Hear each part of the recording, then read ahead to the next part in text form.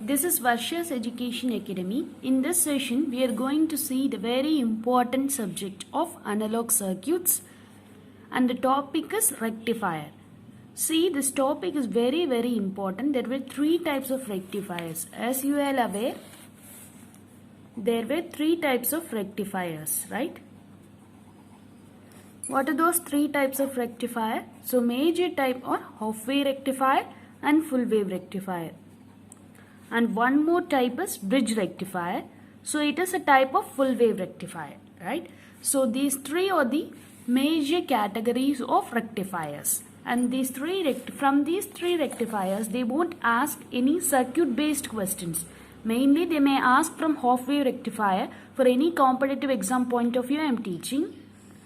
So for any competitive exam point of view, they won't ask circuit based questions, but they will ask some characteristics, that is parameter based problems from this topic, right? First, this is the application of diode. Generally, what is meant by a PN junction diode? Generally, what is meant by a diode? So this is anode, and this terminal is said to be cathode, right? Anode and cathode. See, generally what is the condition of diode? It is a unidirectional device, right?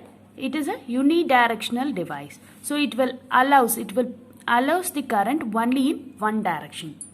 It will allow the current only in one direction. That is, in the forward bias alone, it will allows the current. Then when the diode is in reverse direction, it will not conduct any current. It will not allow any current to flow through this device, right? Now we will see the circuit diagram of half wave rectifier. One more thing, what is meant by rectification? What is meant by rectification? So it is the process of converting AC signal to a DC signal. It is a process of converting AC signal to a DC signal.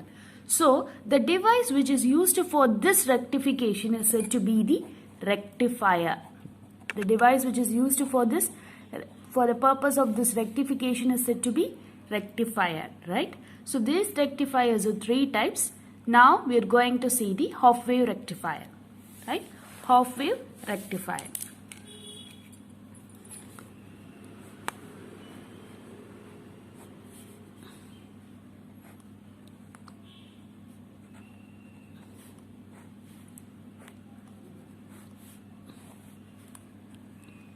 See the diode.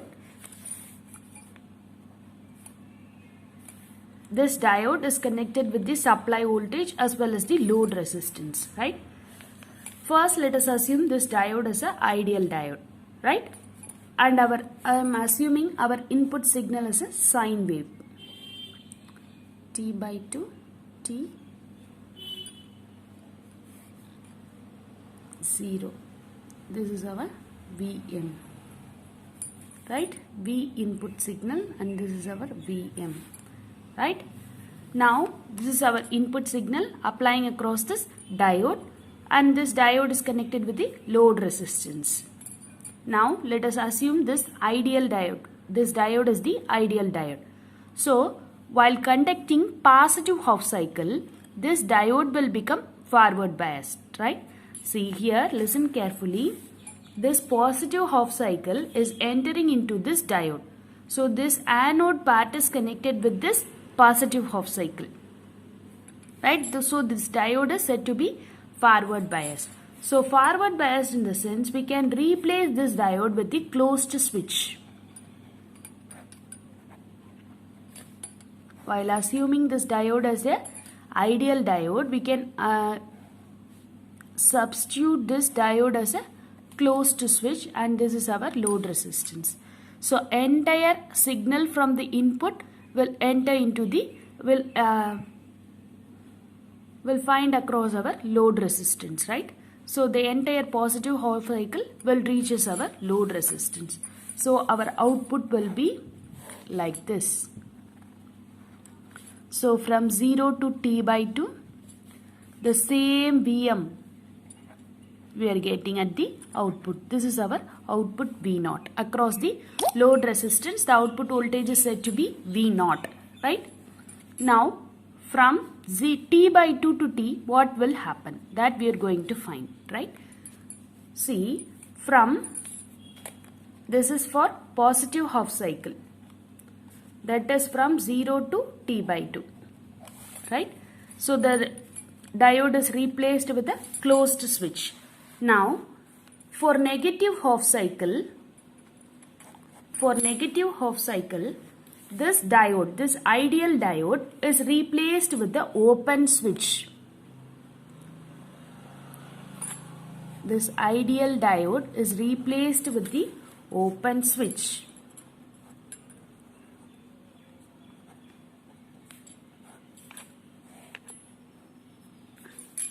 Right? Now, what is maybe our input? From T by 2 to T, our negative half cycle is our input signal. And the switch and this diode is replaced with the open switch, and this is our load resistance. Then what may be our output? Our output voltage will be 0. Why? Because this switch will not conduct any type of current, right? So, when the diode is in the reverse bias, it will not allow any current, right? This is our major characteristics of the diode. So when the diode is reverse bias, it will not conduct any current. So what may be happen? So during this reverse bias, the output voltage will be 0. So from T by 2 to T, the output voltage will be 0 volts. Right? Again the positive half cycle, again during positive half cycle, the diode will start conducting. Again during negative half cycle, the diode output will be 0. Right? This is the output of the half wave rectifier. Right? Whether when this diode is connected in the reverse direction. Right? When this diode is connected in the reverse direction, then it will clip. See here, the negative half cycle is clipped, right? If the diode is connected in the reverse direction, then the positive half cycle may be clipped.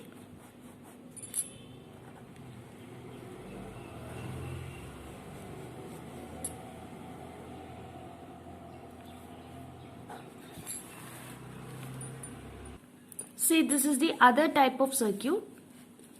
Here I have reversed the direction of the diode, right? See, this is the second type.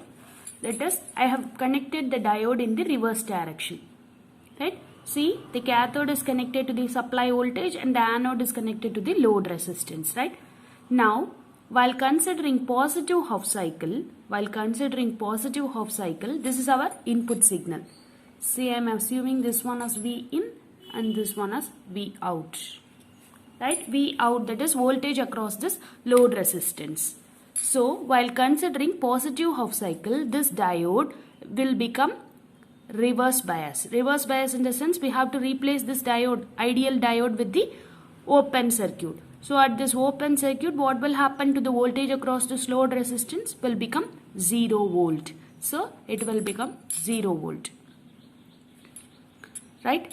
Then, while considering negative half cycle, this diode will become forward biased. So we have to replace this diode with the closed switch. So this diode start conducting and it is conducting the negative voltage as it is in our input signal. Right? As it is in our input signal, where it is converting the negative voltage at its output, that is minus Vm. Then again from this time period, the positive half cycle will be entering into this diode. At that time, this diode is replaced with the open switch. So it will not conduct. So the output voltage will become 0 volt. So it is alternatively occurring and it is said to be the positive clipper. Right? Okay. Now we will see from parameters related to the rectifiers. Right? These parameters are very, very important. Only based on these parameters, problems they may come. Parameters, half wave rectifier, full wave rectifier. and bridge rectifier, right? See the number, this is the comparison table of 3 types of rectifier. This is very, very important. Please memorize this table. Else you have to remember those values by knowing the big derivations of each topic, right? So number of diodes used for each rectifier. So half wave rectifier will have only one diode, full wave rectifier will have 2 diodes, bridge rectifier will have 4 diodes, right? Full wave rectifier and bridge rectifier properties are same most probably, but here the diodes or connections are only different. Here it is having 4 diodes which are connected in the form of bridge network, right?